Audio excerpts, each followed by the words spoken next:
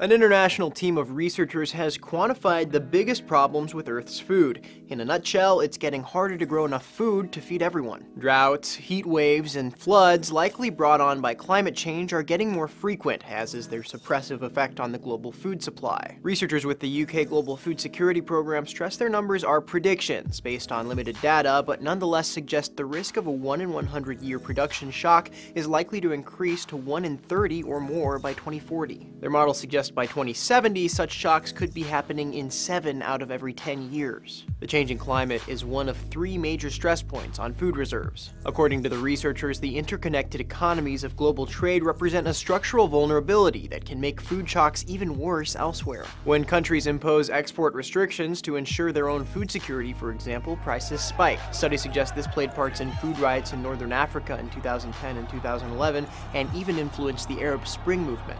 And there are more mouths to feed than ever. Right now, Earth hosts 7.3 billion people. The most recent UN report indicates the population will reach 9.7 billion by 2050.